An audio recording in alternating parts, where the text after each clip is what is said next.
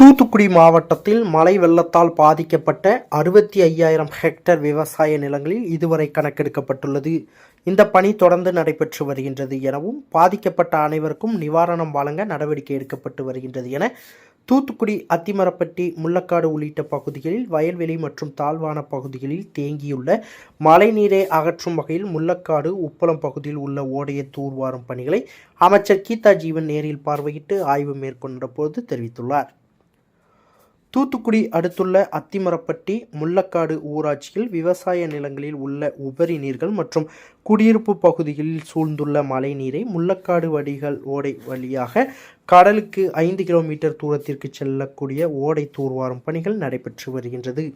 இந்த பணிகளை தூத்துக்குடி மாவட்ட ஆட்சித்தலைவர் இளம்பகவத் தலைமையில் தமிழக சமூக நலன் மற்றும் மகளிர் உரிமைத்துறை அமைச்சர் கீதா ஜீவன், மாவட்ட ஆட்சியர் இளம்பகவத் ஆகியோர் பார்வையிட்டு ஆய்வு மேற்கொண்டனர். மேலும் தூர்வாரு பணிகளையும் துரிதப்படுத்தினர்.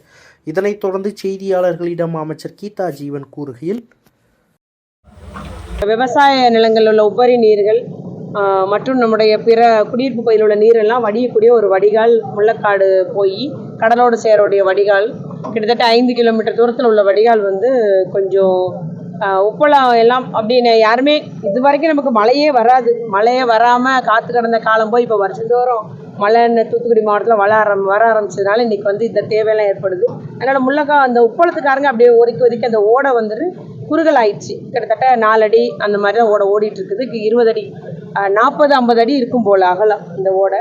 அதனால் இன்றைக்கி விவசாயிகளோட கோரிக்கைப்படி அதை இன்றைக்கி தூர்வாடுறோம். நம்ம அத்திமரப்பட்டி மற்றும் கொலையங்கரசில் உள்ள விவசாயிகள் எல்லாம் அந்த வடிகாலை நீங்கள் தூர்வாரினீங்கன்னா எங்களுக்கு நிலத்தில் தண்ணி தேங்கி நிற்காது அப்படின்றதுனால தூர்வாடுறோம்.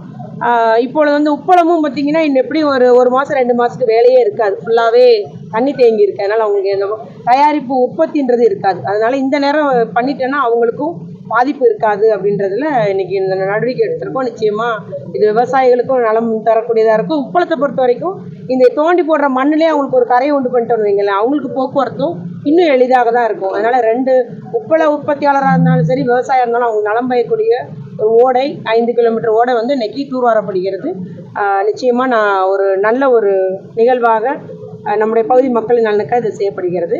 அதுபோல் நம்முடைய ஆட்சித்தலைவர் அவர்கள் பயிர் பாதிக்கப்பட்ட பயிரெல்லாம் கணக்கெடுத்துட்டு இருந்தாங்க. கிட்டத்தட்ட இது வரைக்கும் 65,000 ஹெக்டேர்ஸ் கணக்கெடுத்து அதாவது இது வரைக்கும் எடுக்கப்பட்டுள்ளது. இன்னும் தொடர்ச்சியாக பாதிப்படைஞ்ச பயிர்களை கணக்கெடுக்கும் பணி நடைபெற்று வருகிறது.